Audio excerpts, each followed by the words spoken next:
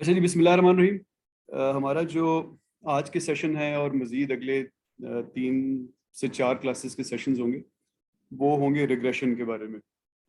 ये आपकी जो किताब है उसमें मेरा ख्याल है टोटल 8 चैप्टर हैं या शायद 9 8 चैप्टर हैं। तो वैसे तो हम 5 चैप्टर्स के बारे में पढ़ चुके हैं, लेकिन वो 5 चैप्टर ज़रा छोटे हैं और ये जो अगले 3 चैप्टर हैं ये बड़े हैं। स्पेशली 6 और 7 काफ़ी बड़े चैप्टर हैं। तो अकॉर्डिंगली हम फिर टाइम भी उसी हिसाब से डिस्ट्रीब्यूट करेंगे। रिग्रेशन को ज़्यादा टाइम देंगे और उसके बाद डिज़ाइन ऑफ एक्सपेरिमेंट्स को ज़्यादा टाइम देंगे। और ये रिग्रेशन एक्चुअली इट इट वो की सिचुएशन है इसकी स्टैट्स में, कि इसके अंदर स्टैट्स में जितनी भी आप चीज़ें पढ़ते हैं वो सारी की सारी किसी ना किसी तरीके से आके शामिल होती हैं। तो इसलिए रिग्रेशन को हमेशा ज़्यादा टाइम दिया जाता है या स्पेस दी जाती है किताबों में, कि इसके अंदर आप पढ़ तो रिग्रेशन रहे होते हैं लेकिन उसके अंदर अंदर और भी बहुत सारी चीज़ें पढ़ रहे होते हैं। ये रिग्रेशन है क्या चीज़? बेसिकली आइडिया ये है कि आप कोई किसी आउटकम में इंटरेस्टेड हैं और आप देखना चाहते हैं कि वो कौन कौन से वेरिएबल हैं जो इस आउटकम को इम्पैक्ट करते हैं। अब ये कहने को तो जब आप सोचें सोशल साइंसेस के पॉइंट ऑफ व्यू से, तो इसका बिल्कुल कुछ और मतलब बनता है कि जैसे स्कूलों में अच्छी पढ़ाई किस किस चीज़ से होती है। अब ये बहुत इंपॉर्टेंट चीज़ है, लेकिन मेजर करना बहुत ज़्यादा कॉम्प्लेक्स है। कहीं स्टूडेंट का रोल आएगा, कहीं टीचर का रोल आएगा, कहीं एडमिनिस्ट्रेशन का रोल आएगा, कहीं टेक्नोलॉजी का रोल आएगा, कहीं पेरेंट्स का रोल आएगा। अब ये मैं कह रहा हूँ सिर्फ पेरेंट्स का रोल। अब पेरेंट्स के रोल के अंदर भी फिर 15 चीज़ें आ जाएंगी। उनकी इकोनॉमिक सिचुएशन आ जाएगी, वो आप बच्चों को कितना टाइम दे सकते हैं ये आ जाएगा, वो कितने पढ़े लिखे हैं ये आ जाएगा, वो कितने इंटरेस्टेड हैं, वो कितने कोऑपरेटिव हैं, उनकी कम्युनिकेशन स्किल्स कितनी अच्छी हैं। यानी सोशल साइंसेज में जब आपने कोई चीज़ बेहतर करनी होती है तो एक इंतहाई कॉम्प्लेक्स दुनिया होती है जिसके अंदर आप ऑपरेट कर रहे होते हैं, और उनमें से कुछ चीज़ें कंट्रोल में होती हैं, कुछ नहीं होती हैं। यानी जैसे मैंने कहा, पेरेंट्स की इकोनॉमिक सिचुएशन अब आप नहीं कंट्रोल कर सकते ना, पेरेंट किसी हद तक ही कंट्रोल कर सकता है, कम्युनिकेशन स्किल्स अपनी किसी हद तक बढ़ा सकता है, वगैरह वगैरह। तो ये एक एंड है इस चीज़ का कि आपके आउटकम ऑफ कंसर्न को क्या क्या इम्पेक्ट करता है। दूसरे एंड पे इंजीनियरिंग की चीज़ें होती हैं, जिसमें फॉर एग्जांपल आप चाहते हैं कि आप एक स्ट्रक्चर बनाएं जो बहुत स्ट्रांग हो। सिविल इंजीनियरिंग में देखें तो आप एक रोड बनाएं जो बहुत स्ट्रांग हो, बिल्डिंग बनाएं जो बहुत स्ट्रांग हो। नॉर्मल इंजीनियरिंग में देखें आप एक एक बोर्ड बनाएं जो कि गिरने से ख़राब ना हो, मोबाइल फ़ोन का बोर्ड या किसी भी चीज़ का बोर्ड। गाड़ियों में देखें आप तो आप कोई एक ऐसी गाड़ी बनाएं बनाएं जिसका ब्रेकिंग डिस्टेंस कम हो लेकिन ब्रेक से वो शॉक भी ना दे। तो उस केस में फॉर एग्जांपल हम खाली रोड का एग्जांपल ले लेते हैं कि हम रोड को ऐसा करना चाहते हैं कि वो बारिशों में ख़राब ना हो। तो अभी आप क्या डालते हैं जी? अभी हम डालते हैं, जवाब आगे से आया कि हम बिटुमेन डालते हैं जिसके अंदर ये 4 चीज़ें होती हैं, और साथ हम ग्लास डालते हैं, तो इससे थोड़ी स्ट्रेंथ आ जाती है। तो फिर आप कोई देखते हैं कि इनमें से सबसे ज़्यादा क्या इम्पेक्ट करता है रोड की स्ट्रेंथ को, तो आपको पता चलता है कि प्रॉब्ली टार की क्वांटिटी, कोल तार तारकोल की क्वांटिटी इम्पैक्ट करती है। तो फिर आप देखते हैं कि किस चीज़ की कीमत कितनी है, क्योंकि अब आपने 1000 किलोमीटर रोड बनानी है, 1200 किलोमीटर लाहौर से कराची, मोटरवे काफ़ी बड़ी, दो तीन तीन चार चार लेन्स एक एक साइड पे। तो एक एक कह लें कि टन कोल टार जो है वो उससे पैसे बढ़ते जाएंगे। एक का जहाँ पे एक रोड फर्ज करें 10 अरब में बननी है तो एक महंगी चीज़ लगाएंगे तो वो 20 अरब में बनना शुरू हो जाएगी और महंगी, यानी आपकी रेंज से निकल जाएगी। तो साथ साथ फिर आप एक्सपेरिमेंटेशन भी करते रहते हैं कि यार इसको ये बहुत महंगा है, लेट्स ट्राई अनदर मटेरियल। इसके अंदर मैं जो कचरा इकट्ठा होता है उस कचरे को किसी तरह प्रोसेस करके वो डालना शुरू करूँ, क्या पता उससे रोड स्ट्रांग हो जाए और स्लिप ना हो, वो मेरे 20 अरब को शायद 15 अरब पे ले आए। तो इस तरह की एक्सपेरिमेंटेशन इंजीनियरिंग में चलती रहती है। वहाँ पे फिर आपके लिए बड़ा इंपॉर्टेंट होता है कि आप देखें कि कौन सा वेरिएबल आपके आउटकम ऑफ कंसर्न को, जो यहाँ पे हम बात कर रहे हैं इस केस में था कि रोड कितनी स्ट्रांग होगी बारिशों के अगेंस्ट, वो उसको कितना इम्पैक्ट करता है। और जो जब आप जिस चीज़ को ज़्यादा इम्पैक्ट पे ले आते हैं वो फिर आपको बहुत पैसे बचाती है। इसी तरह इंजीन जहाँ हमने इंजीनियरिंग और सोशल साइंसेज की बात की, तो मेडिकल साइंस में भी फिर इसी तरह की एप्लीकेशंस होती हैं कि मेरी हेल्थ किस किस चीज़ से इम्पैक्ट होती है। हेल्थ के अंदर चले जाएं तो हार्ट की हेल्थ किस किस चीज़ से इम्पैक्ट होती है, एंड सो ऑन। तो इस सेंस में रिग्रेशन बड़ी इंपॉर्टेंट है कि 2, 4, 6, 10 डेटा पॉइंट्स तो आपको सामने नज़र आ रहे हो तो आप खुद ही फैसला कर लेते हैं, लेकिन एक्चुअली तो इन तमाम साइंसेस में डेटा पॉइंट्स मिलियंस में होते हैं, हंड्रेड्स ऑफ मिलियंस में होते हैं। तो वहाँ पे आप अगर डेटा पढ़ के एनालिसिस करने की कोशिश भी करेंगे तो शायद कर नहीं सकेंगे, और करेंगे तो वो इन ऑल लाइकलीहुड गलत होगा। तो वहाँ पे फिर आपको फॉर्मल मेथड्स के, फॉर्मल टूल्स का सहारा लेना पड़ता है, रिग्रेशन की तरह के टूल्स का, कि वो आपको बताएं कि किस चीज़ का कितना स्ट्रांग रिलेशनशिप है। उसको आप ज़्यादा करें तो क्या होगा, कम करें तो क्या होगा, उस जगह किसी और के लेके आएँ कि क्या होगा। कोई एक पर्टिकुलर वेरिएबल है जिसको आप समझते थे कि ये बड़ा इंपॉर्टेंट है, लेकिन रिग्रेशन का डेटा बता रहा है कि नहीं, उसको चाहे निकाल भी दो कोई फ़र्क नहीं पड़ता। तो इस तरह के एनालिसिस के लिए रिग्रेशन को यूज़ किया जाता है। और जब आप डेटा रखते हैं एक साइड पे, उस चीज़ का जो आपको चाहिए, और दूसरी साइड पे जो उसको इम्पैक्ट कर रही है, तो आपके डेटा की कोई लिमिट होती है। फॉर एग्जांपल, आप एक लिक्विड, आप एक ड्रिंक बनाना चाह रहे हैं, कोई सत्तू और बादाम को मिक्स करके, और आप देखते हैं कि हर 2 ग्राम ऑफ सत्तू डालने से ड्रिंक के जायके पे, या वो जो बंदा आगे है उसको नींद आ रही है कि नहीं, उस पर कितना फ़र्क पड़ रहा है। तो आप 2-2 करके 14 ग्राम तक आपने डाल दिया सत्तू। ये मैं सत्तू का इसलिए कह रहा हूँ कि वो फेडरल गवर्नमेंट ने कोई ऐसी बात की है कि यूनिवर्सिटी में सत्तू पीना चाहिए। तो उन्होंने फिर 14 ग्राम तक आपने एक्सपेरिमेंट कर लिया, लेकिन आपको ये नहीं पता कि 30 ग्राम पे क्या होगा और 40 ग्राम पे क्या होगा। तो ये जो रिग्रेशन की लाइन है, ये आपको वहाँ भी हेल्प कर सकती है कि आप 40 ग्राम तक ना डालें, बल्कि इस लाइन को जाके देख लें कि जहाँ पे वो 40 को टच करती है तो वहाँ पे नींद कितनी होगी। तो इस तरह रिग्रेशन के बहुत सारे यूजेस होते हैं। यहाँ पे अब आपके सामने क्या लिखा हुआ है जी? Regression is a set of statistical processes used to analyze the relationship between a dependent and one or more independent variable. Dependent variable वो होता है जिसके बारे में आप कंसर्न होते हैं, जैसे हमने सेहत की बात की, जैसे हमने रोड की स्ट्रेंथ की बात की, जैसे हमने स्ट्रक्चर की स्ट्रेंथ की बात की, जैसे हमने हार्ट के हेल्थ की बात की। जो चीज़ जिसके बारे में आप परेशान हैं, आप कंसर्न है, वो उसको कहते हैं डिपेंडेंट वेरिएबल। और जिन चीज़ों पे वो डिपेंडेंट होता है उनको इंडिपेंडेंट कहते हैं। जैसे हार्ट की हेल्थ आपकी डाइट पे डिपेंडेंट है, आपकी एक्सरसाइज पे डिपेंडेंट है, स्मोकिंग हैबिट्स पे डिपेंडेंट है, हेरिडिटरी वगैरह पे डिपेंडेंट है। तो वो सारे इंडिपेंडेंट हैं जिन पे ये चीज़ डिपेंडेंट थी, और ये चीज़ खुद, इसको हम कहते हैं dependent. For example, when while trying to predict the volume of sales, आप स्वेटर बेचने लगे या जैकेटें बेचने लगे, जो कि आपका डिपेंडेंट वेरिएबल है, इसको रिस्पॉन्स वेरिएबल भी कहते हैं, वेरिएबल ऑफ कंसर्न भी कहते हैं। अगले महीने कितनी होंगी, बहुत से फैक्टर्स हैं जो जो इस जिस पे ये डिपेंडेंट है, जैसे वेदर, कंपटीटर्स की सेल्स कितनी है, लोगों की बाइंग पावर कितनी है। इन सब को हम कहेंगे ये इंडिपेंडेंट वेरिएबल है या प्रिडिक्टर वेरिएबल है। और ये आपको कैसे, मुख्तलिफ चीज़ों में आपको कैसे पता चलेगा कि कौन से वेरिएबल यहाँ पे इम्पोर्टेंट है। अब एक इसमें एक तो चीज़ ये है कि दुनिया ने पहले बहुत सी रिसर्च की हुई है और उन्होंने कुछ ना कुछ बताया हुआ है, ठीक। तो उस चीज़ को हम कहते हैं थ्योरी। जो किसी ने पहले रिसर्च करके बताया हुआ है कि इस पर्टिकुलर केस में कौन से इंपॉर्टेंट वेरिएबल्स हैं, उनको हम कहते हैं ये थ्योरी है। और ये एक साइड पे होगी।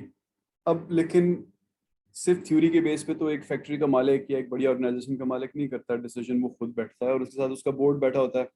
वो लोग लोकल हालात को भी देखते हैं।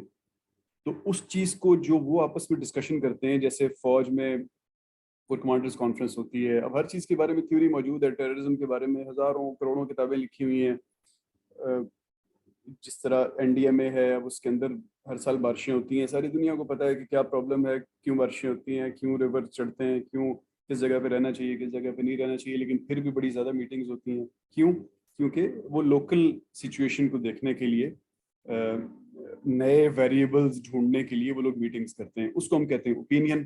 तो एक तरफ थ्योरी आ गई जहाँ से जो स्टार्टिंग पॉइंट होना चाहिए आपका, फिर ओपिनियंस आ गए कि आप लोकल सिचुएशन को भी देखें, फिर अपीयरेंसेस, यानी देखने में क्या लगता है। आपने सिर्फ, वो कहते हैं ना, स्पेशली पॉलिटिकल लेवल पे आपने सिर्फ चीज़ों को ठीक नहीं करना होता, बल्कि देखने में भी लगे कि ठीक हो रही है, तो उस एंगल को भी देखना होता है पब्लिक सर्विस में, एंड सो ऑन, बहुत सारी चीज़ें। तो इस जब आप इतना कॉम्प्लेक्स एनालिसिस करते हैं तो फिर आपके पास एक लंबी लिस्ट ऑफ वेरिएबल आ जाती है। अब मैं इसके मजीद कॉम्प्लेक्सिटी में नहीं जाना चाहता, लेकिन जस्ट 1 मिनट की डिस्कशन कि आपको समझ हो कि ये फैसला करना कि कौन से वेरिएबल मेरे एक पर्टिकुलर आउटकम ऑफ कंसर्न पे इम्पैक्ट करते हैं, इसमें साइकोलॉजी भी बहुत प्ले करती है। यानी जो बंदा कभी फुटबॉल खेलते हुए किसी खड्डे में उसका पाँव लगा था और उसकी टांग टूट गई, उसको आप जितनी मर्जी मीटिंग्स में बिठा लें, वो बेचारा यही कहता रहेगा कि बाकी सब चीज़ें छोड़ो, पहले खड्डे भरो इसके। वो कहेगा वेदर को भी बाद में देख लेना, यूनिफॉर्म को भी, इसकी ट्रेनिंग को भी बाद में देख लेना, एंड सो ऑन। या जिसके किसी रिश्तेदार को कोई फायदा नुकसान हुआ है, वो उसी के पीछे पड़ा रहेगा कि नहीं इसको ऐसे ही करो, ऐसे ही करो, ऐसे ही करो। जैसे आजकल आप हमारी पॉलिटिकल डिस्कशन देख रहे हैं कि पिछले 20-30 साल में पॉलिटिकल पार्टीज को जिस जिस जगह से नुकसान हुआ या फायदा हुआ, वो उसी पे अड़े हुए हैं कि नहीं नहीं पहले इसको ठीक करो, पहले इसको ठीक करो। तो साइकोलॉजी भी बहुत ज़्यादा प्ले करती है इस चीज़ में कि आपने आपने जब फाइनलाइज करने होते हैं कि कौन से वेरिएबल्स मुझे इम्पेक्ट कर रहे हैं उसकी लिस्ट बनाने में। तो रिग्रेशन में फिर आपने ये भी फैसला करना होता है कि कौन से फैक्टर इंपॉर्टेंट है। अब ये इतने ज़्यादा स्टेक होल्डर बैठे हैं, इतनी थ्योरी पड़ी हुई है, अपेयरेंसेस को भी देखना है, तो ये तो 150 वेरिएबल आ गए, अब क्या करें। तो आपने फैसला करना है कि कौन से फैक्टर्स सबसे इंपॉर्टेंट हैं। इनमें से कौन से फैक्टर्स हैं जिनको हम इग्नोर कर सकते हैं। अब 150-200 फैक्टर्स को तो आपने ही एक रोड बनानी है, तो अब 150-200 चीज़ों को कंट्रोल करना शुरू हो जाएंगे तो कॉस्ट कहाँ की कहाँ पहुँच जाएगी ना। तो फिर आप उसमें कहते हैं कि नहीं कुछ 4-5 पे आओ, बाकियों को इग्नोर करना पड़ेगा, अफोर्ड ही नहीं कर सकते हम। फिर एक और इम्पॉर्टेंट चीज़ आती है कि क्या उन फैक्टर्स का आपस में भी रिलेशनशिप है या नहीं।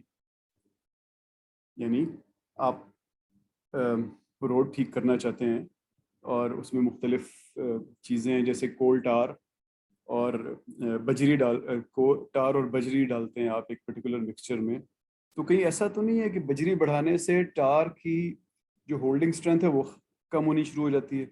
यानी इनका आपस में तो कोई कहीं रिलेशनशिप नहीं है, वो भी देखना बड़ा ज़रूरी है। क्योंकि अगर आप एक चीज़ आप ऐसी डाल रहे हैं जो एक और चीज़ को कैंसिल आउट कर रही है, तो वहाँ पे ज़ाहिर इकोनॉमिक नुकसान हो रहा है और जो अल्टीमेटली आप चाहते थे वो नहीं हो पाएगा। और फिर how certain are we about all those factors. ये हमने कह तो दिया कि ये सारे ये फैक्टर इंपॉर्टेंट है, लेकिन कितने इंपॉर्टेंट हैं और हम कितना श्योर हैं कि ये वाकई इंपॉर्टेंट है।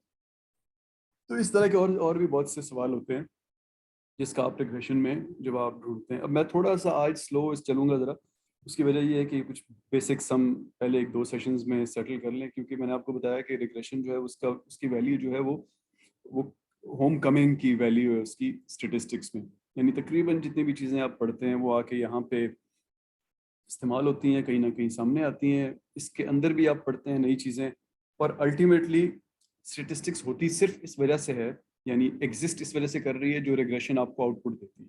स्टेटिस्टिक्स का और कोई मकसद नहीं है, सिर्फ ये मकसद है कि आप फैसला करें कि ये काम करना है कि नहीं करना, और करना है तो फिर किन किन वेरिएबल्स को ऊपर नीचे करना है। हर इनफैक्ट सारी की सारी जो इंजीनियरिंग साइंस है, जो मैथमेटिक्स है, जितनी भी साइंसेज हैं, वो सारी इस एक क्वेश्चन पे बॉयल डाउन होती हैं कि पर्टिकुलर डिसीजन करें या ना करें, और हम कर रहे हैं तो किस बेसिस पे कर रहे हैं।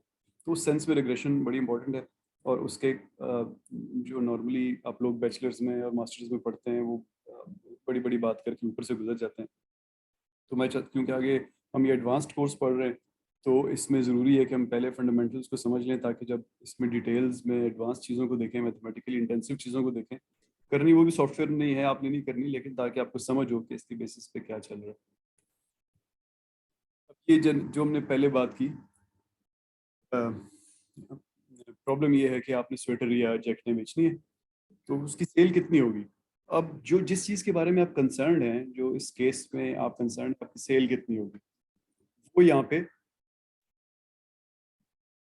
एक्स पे हमने रखी हुई है। एक्स सॉरी, ये जो वर्टिकल एक्सेस है इस पे रखी हुई है वाई एक्सिस पे। तो हमेशा वो चीज़ जिसके बारे में आप कंसर्न होते हैं या जो आपका डिपेंडेंट वेरिएबल है, उसको हमेशा वाई एक्सिस पे रखा जाता है। थोड़ी देर में आपको बताऊंगा मैं कि क्यों, आपको खुद ही समझ आ जाएगी। और जो दूसरा वेरिएबल है उसको आप एक्स एक्सिस पे रखते हैं।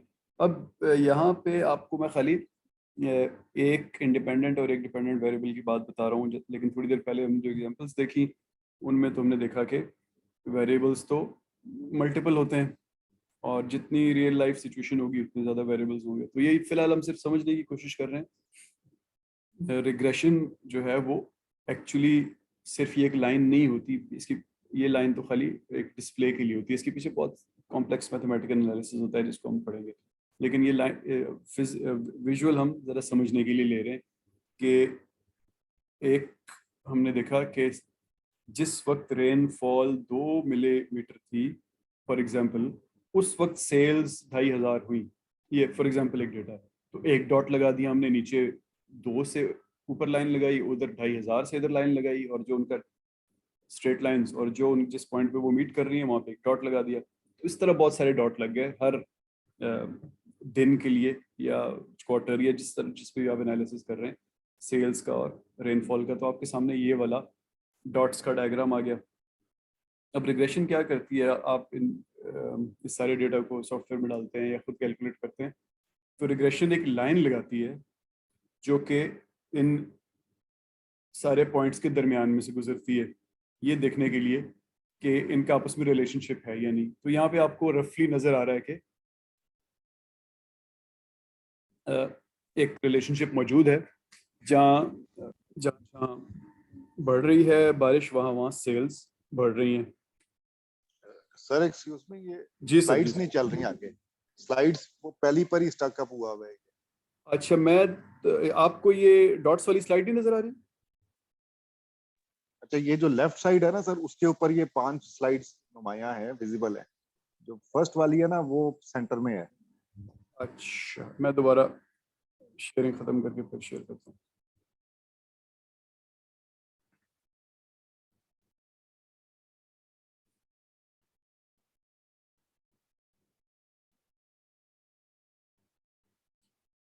अब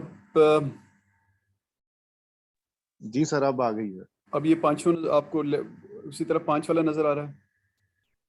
नहीं, वो लेफ्ट साइड पे तो 5 आ रही हैं, बट सेंटर में अब आ गई है ये अच्छा, और रिग्रेशन, अब ये जिसमें मैं ये डॉट है। इसको अब मैंने ये बड़ा किया है तो आपको एक बड़ी स्लाइड नजर आ रही है?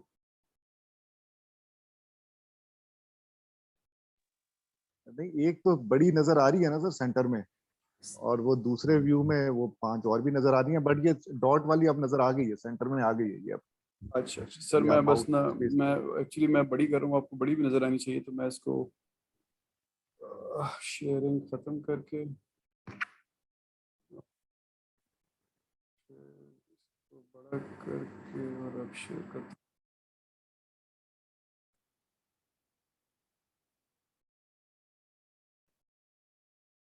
अब वही वाली स्लाइड बड़ी नजर आ रही है सर? जी सर, अब सही हो गया, बस पूरा व्यू इसी का है। ठीक सर। तो मैं ये बता रहा था कि आप वर्टिकल एक्सिस पे वो चीज़ प्लॉट करते हैं जो जिसके बारे में आप कंसर्न होते हैं, दूसरे एक्सिस पे इंडिपेंडेंट वेरिएबल को प्लॉट करते हैं और उनको उनके हर रिलेशनशिप पॉइंट के लिए एक डॉट लगाते हैं और देखते हैं कि इनका आपस में रिलेशनशिप है या नहीं। जैसे यहाँ पे आपको एक रिलेशनशिप का ट्रेंड नजर आ रहा है। आप लोगों को आवाज आ रही है अब मेरी?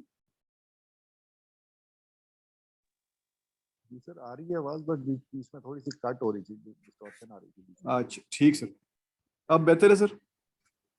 जी सर, बेहतर है अभी। अच्छा, तो इस केस में स्वेटर्स का और बारिश का एक रिलेशनशिप हमने बनाने की कोशिश की।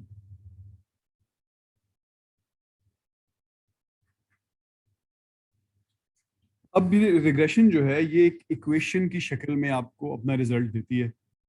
इस इक्वेशन में क्या होता है, एक y होता है, y आपका आउटकम ऑफ कंसर्न, या हमारे केस में स्वेटर्स की या जैकेट्स की सेल्स थी। उसके बाद एक कांस्टेंट लिखा होता है, यानी उसके साथ कोई वेरिएबल नहीं होता, ये जो 200 लिखा हुआ है इसको हम इंटरसेप्ट कहते हैं। अगर मैं पिछली स्लाइड पे आऊँ तो ये वो जगह है जहाँ पे ये रेड लाइन टच कर रही है वाई एक्सिस को। और हमारे प्रॉब्लम के केस में देखें तो इसका मतलब ये बनता है कि अगर कोई भी बारिश ना हो फिर भी इतने स्वेटर तो बिकेंगे ही बिकेंगे। यानी कि हमारे केस में ये रेड लाइन जिस जगह पे टच कर रही है वो एक कांस्टेंट की शक्ल में रिग्रेशन इक्वेशन में हमें नजर आता है इक्वल टू के फौरन बाद। और इसका मतलब ये होता है कि irrespective of all other variables y इतनी वैल्यू तो अज्यूम करेगा ही करेगा। उसके बाद फिर प्लस करके 5x लिखा हुआ है, इसका मतलब है कि 5 से आप मल्टीप्लाई करें बारिश को, तो उतनी आपकी सेल बढ़ जाएगी 200 से ऊपर। और आगे एक एरर टर्म भी लिखी हुई है। एरर टर्म आपको बेसिकली ये बताती है कि आपकी रिग्रेशन लाइन कितनी ठीक है, इसके अंदर कितना एरर है। तो ये एक बेसिक सी, बिल्कुल बेसिक सी रिग्रेशन इक्वेशन है, जिसके अंदर एक इंडिपेंडेंट वेरिएबल था, एक डिपेंडेंट वेरिएबल था, और उनका हमने रिलेशनशिप देखा। अब जैसा मैंने आपको कहा कि जो रियल लाइफ सिचुएशन है उसमें एक इंडिपेंडेंट और एक डिपेंडेंट नहीं होते, मल्टीपल इंडिपेंडेंट वेरिएबल्स होते हैं, और बहुत सारे केसेस में डिपेंडेंट वेरिएबल्स भी ज़्यादा होते हैं।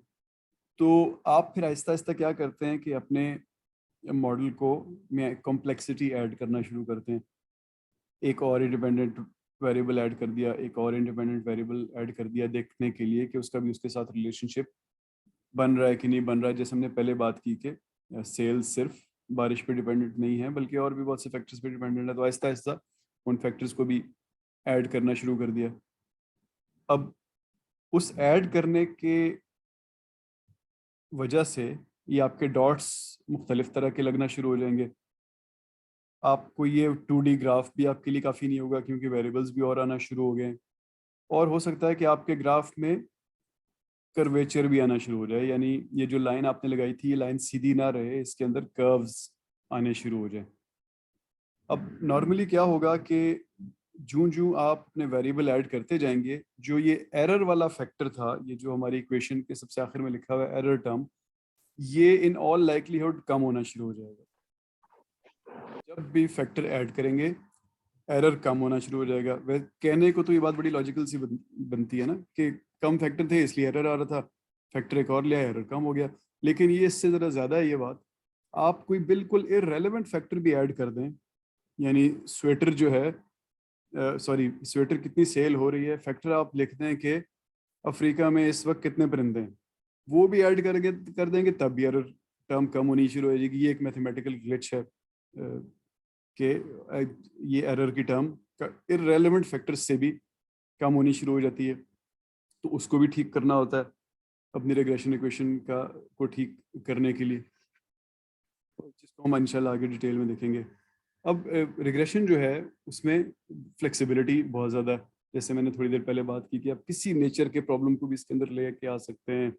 आप उसके अंदर जितने मर्जी वेरिएबल डाल लें, आप उनके अंदर कर्वेचर, यानी ये जो आप तीसरी डैश के आगे लिखा हुआ है, higher order terms to model curvature, square भी, यानी जो मैंने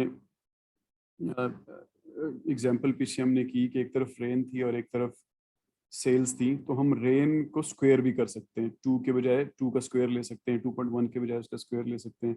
जो हमने पीछे जब पढ़ा था तो हमने कहा था कि आप किसी भी डेटा की शेप करने के लिए उसको ट्रांसफॉर्म करते हैं, तो कोई भी ट्रांसफॉर्मेशन कर सकते हैं। फिर आप रिग्रेशन के अंदर इंटरेक्शंस को भी समझ सकते हैं कि एक दूसरे के ऊपर ये डिपेंडेंट हैं, कहीं एक दूसरे को इम्पैक्ट तो नहीं कर रहे।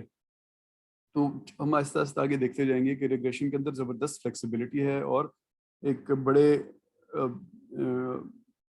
थॉरो एनालिसिस के बाद वो आपको एक ऐसी जगह पे लेके आती है कि फिर आपको आप से कोई सवाल नहीं कर सकता आपके एनालिसिस के बारे में। नॉर्मली जो सॉफ्टवेयर होते हैं या सॉफ्टवेयर के अलावा भी रिग्रेशन जब आपको आउटपुट देती है तो वो कुछ इस तरह की होती है, बिल्कुल बेसिक रिग्रेशन, कि आपका एक कांस्टेंट होता है, जो मैंने आपको थोड़ी देर पहले कहा। इस केस में यहाँ पे आपका जो डिपेंडेंट वेरिएबल है वो है इनकम, यानी आपने स्कूल पढ़ लिया, आप अक्लमंद भी हैं, तो अब आप कितने पैसे कमाएंगे। और जो आपके इंडिपेंडेंट वेरिएबल्स हैं वो यहाँ पे 2 रखे हुए हैं, एक आपका आईक्यू कितना है और दूसरा आपकी एजुकेशन लेवल क्या है। इससे देखते हैं कि आपकी इनकम कितनी होगी। तो आपको सॉफ्टवेयर इस तरह के आउटपुट देगा जो आपके सामने स्लाइड पे नज़र आ रही है, कि एक कांस्टेंट होगा, वो आपको इसका मतलब रफली ये ले लें कि जितना मर्जी मैं पढूं या ना भी पढूं, तो $483 तो मैं कमा ही लूंगा महीने के, चाहे मेरी कोई भी आईक्यू ना हो, चाहे मेरी कोई भी एजुकेशन ना हो। फिर वो कह रहा है कि आईक्यू के लिए 4.796, यानी हर घंटे में आपको जो पैसे मिलते हैं उसमें 4.7 आपकी आईक्यू की वजह से ऐड हो जाएंगे, और एजुकेशन की वजह से 24.215 ऐड हो जाएंगे। इसके आगे दूसरा कॉलम जो है वो स्टैंडर्ड एरर ऑफ कोएफिशिएंट है। इसके बारे में आगे पढ़ते हैं। जनरली ये समझ लें कि जो पीछे कोएफिशिएंट लिखा हुआ है इसके अंदर एरर कितना है।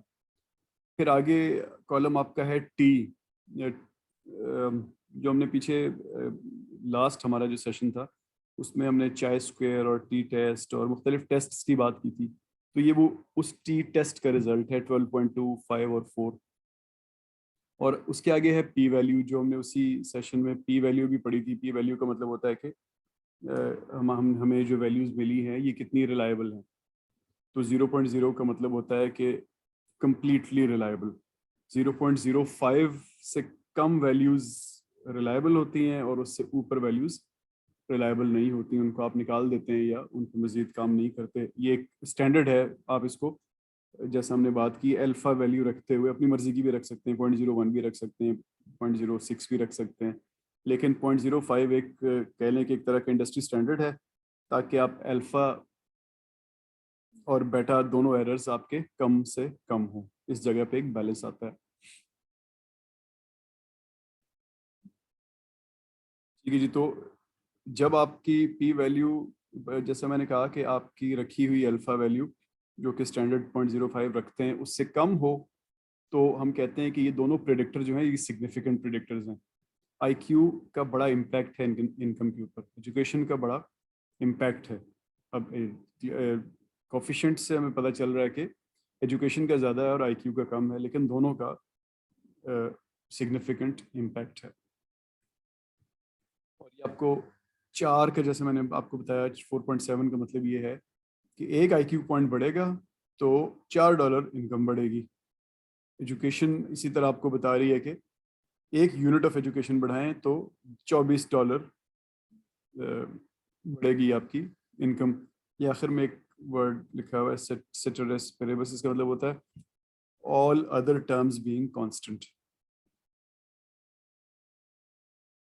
अच्छा जी। तो अब जैसा मैंने आपको थोड़ी देर पहले कहा कि मैं टाइम देख लूँ हमारे पास कितना रह गया, 7:23। ठीक है जी। तो मैंने आपको थोड़ी देर पहले बताया कि वेरिएबल्स आपस में भी कोरिलेटेड होते हैं। जैसे ज़्यादा बजरी डालने से टार की बाइंडिंग स्ट्रेंथ कम हो सकती है, फॉर एग्जांपल। इसी तरह हर चीज़ में ऐसा होता है कि वेरिएबल्स आपस में या एक दूसरे को एनहांस कर रहे होते हैं या एक दूसरे को कैंसिल आउट कर रहे होते हैं। इस चीज़ को रिग्रेशन की ज़ुबान में या स्टेटिस्टिक्स की ज़ुबान में मल्टी कोलिनियरिटी कहते हैं। Multi collinearity.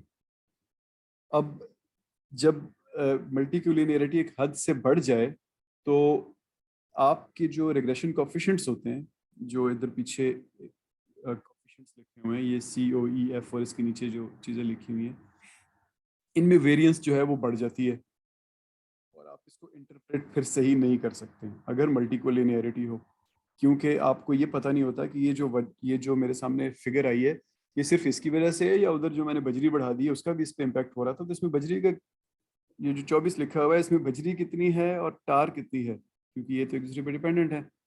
तो फिर आपको उसको भी ठीक करना पड़ता है। जैसे इस एग्जांपल में IQ and education are probably correlated. ये एक दूसरे से इंडिपेंडेंट तो नहीं है ना, आईक्यू एजुकेशन के साथ साथ बनती जाती है। तो फिर हम इस चीज़ पे पीछे जो हमारे पास आया कि 4.79 या 4.796 डॉलर्स बढ़ता है एक आईक्यू पॉइंट के साथ, हम इस पे कैसे रिलाई कर लें कि इसके अंदर एजुकेशन का कितनी कंट्रीब्यूशन थी। इसी तरह एजुकेशन भी शायद आईक्यू पे भी डिपेंडेंट हो जाती होगी एक वजह, एक टाइम के बाद आप MS तक जितना आईक्यू डेवलप कर लेते हैं उसका इम्पैक्ट होगा कि आप PhD क्वालिफाई कर सकेंगे या नहीं कर सकेंगे। तो इन चीज़ों को देखना ज़रूरी होता है। इसी तरह हार्ट प्रॉब्लम के केस में कॉफ़ी पीते हैं कि नहीं, स्मोकिंग करते हैं कि नहीं, ये दोनों आपस में कोरिलेटेड हैं। तो लेकिन कोरिलेशन कोई बहुत ज़्यादा ना हो तो फिर काम चल जाता है, लेकिन एक लेवल से बढ़ जाए तो फिर आप ये एनालिसिस आपका इसकी वैल्यू कम होनी शुरू हो जाती है। आपको कैसे पता चलेगा ये कोरिलेशन है? वो रिग्रेशन के ही आउटपुट में रिग्रेशन एक चीज बताएगी जिसको कहते हैं विफ या वेरिएंस इन्फ्लेशन फैक्टर। वो फैक्टर जिस पैरामीटर के आगे, जैसे यहाँ पे जो टर्म्स हैं कांस्टेंट, IQ, एजुकेशन, इस इनमें से जिसका भी 10 से ज़्यादा होगा तो इसका मतलब है कि मल्टीकोलिनियरिटी काफ़ी ज़्यादा है। तो यहाँ पे आप किसी फैक्टर को निकालें, इस फैक्टर को निकालेंगे तो फिर मल्टीकोलिनियरिटी कम हो जाएगी। वो कैसे कम होगी? आपका VIF जो है वो 10 से कम हो जाएगा। तो आप फिर क्या करते हैं कि या अगर पॉसिबल हो जहाँ जहाँ कि आपके पास आप ज़्यादा डेटा ले सकें तो ज़्यादा से ज़्यादा डेटा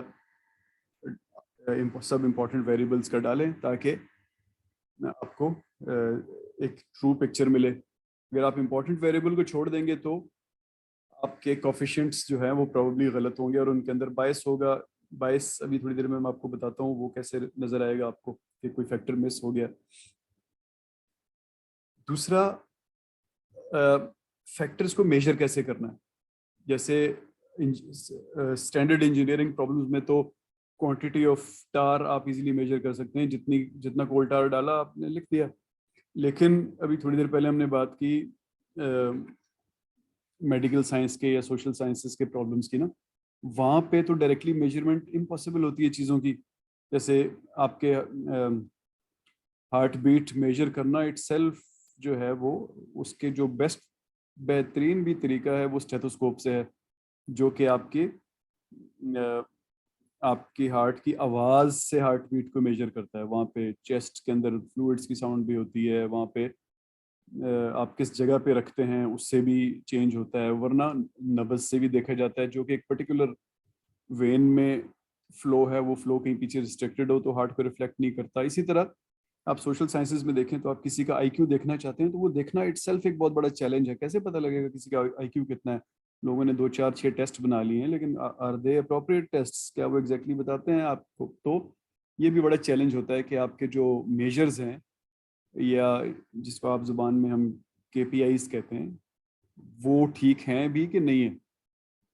तो आप सबसे पहले फिर कोशिश करते हैं कि चीज़ों को डायरेक्टली मेजर करें जहाँ जहाँ कर सकते हैं। डायरेक्टली से मेरा मतलब कि उसी चीज़ को मेजर करें जो मेजर होना चाहिए, और सेकंड जहाँ नहीं कर सकते वहाँ पे जिस प्रॉक्सीज के थ्रू मेजर कर रहे हैं, स्टेथोस्कोप, नब्ज़ देखना, वो बहुत रिलायबल होनी चाहिए। और फिर तीसरी चीज़ के आप अपने रेजिजुअल प्लॉट्स को देखते हैं। अब ये क्या है रेजिजुअल प्लॉट? ये मैं मीटिंग बंद करता हूँ और फिर थोड़ी देर में शुरू करता हूँ। 40 मिनट हमारे हो गए हैं और फिर रेजिजुअल प्लॉट्स पे बात करते हैं।